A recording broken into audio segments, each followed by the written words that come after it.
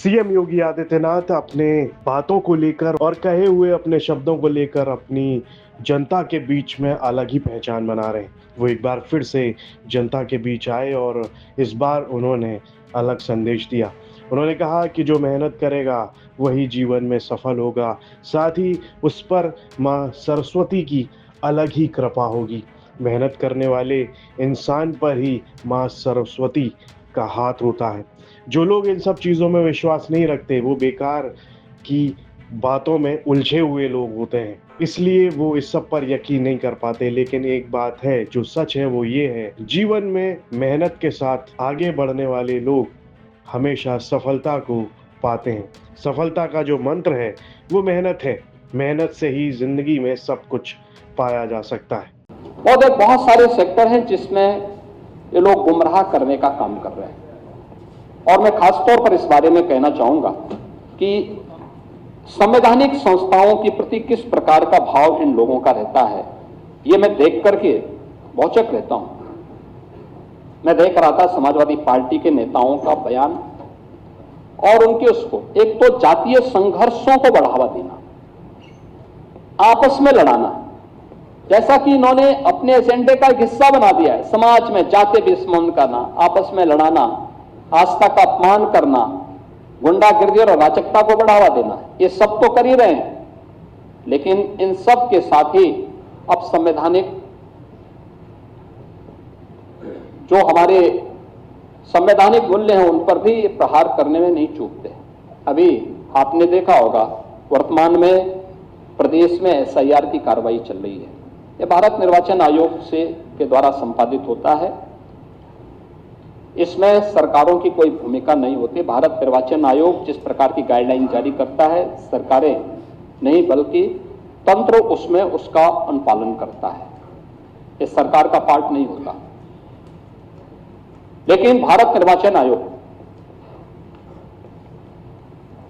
SIR की कार्रवाई में ईएसडी में एब्सेंट, डेथ एंड शिफ्टिंग 2,88,00,000 से अधिक लोग या तो अनुपस्थित पाए गए या मृत पाए गए या फिर शिफ्टिंग है। हमें आश्चर्य होता है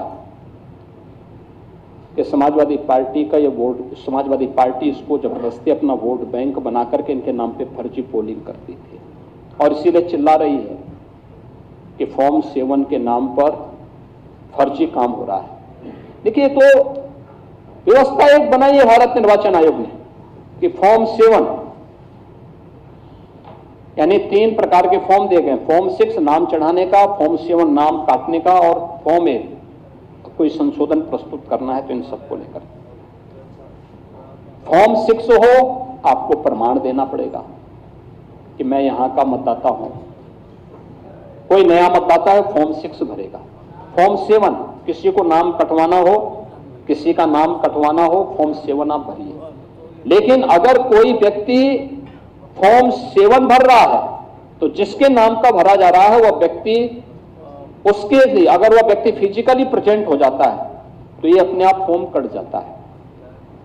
मैं नहीं समझ पा रहा हूं कि इसमें चिल्लाहट की कौन सी बात है और आरोप प्रत्यारोप की कौन सी बात है। और जिस तरीके से इनके पदाधिकारी और इनके कार्यकर्ता बीएलओज के साथ में इस पूरी प्रक्रिया के साथ जुड़े हुए लोगों के साथ दुर्व्यवहार कर रहे हैं, मारपीट कर रहे हैं, ये शोभा नहीं देता है। संवैधानिक संस्थाओं की अवहेलना है, उनका मजाक है, उनका अपमान है। और मुझे लगता है कि अगर हम भारत के संविधान की शपथ खाते हैं तो संवैधानिक संस्थाओं के प्रति सम्मान का भाव भी हमारे मन में होना चाहिए। उनको हम पूरा सम्मान दें, हर प्रकार से आदर का भाव उनके प्रति रखें।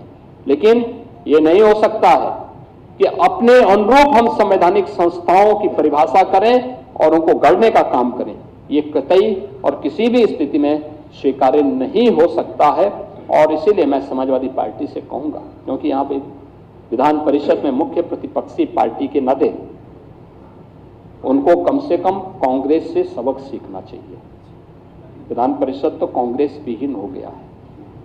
अगर आपको भी यहां पर या विधानसभा में समाजवादी पार्टी विहीन बनना है तो फिर इस प्रकार के अनर्गल प्रलाप करिए।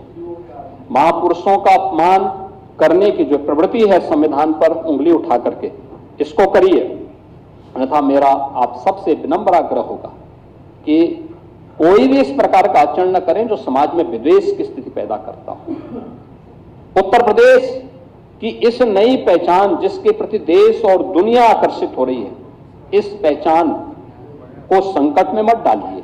सीएम योगी आदित्यनाथ की कही हुई हर एक बात लगातार चर्चाओं में रहती है। हाल के दिनों में उन्होंने कहा भी था कि उत्तर प्रदेश में नौकरियों की बारिश हो रही है। वो ये भी कहते हुए देखे गए थे कि उत्तर प्रदेश अब उत्तम प्रदेश तो बन ही चुका है, साथ ही अब ये उत्सव प्रदेश भी बन चुका है।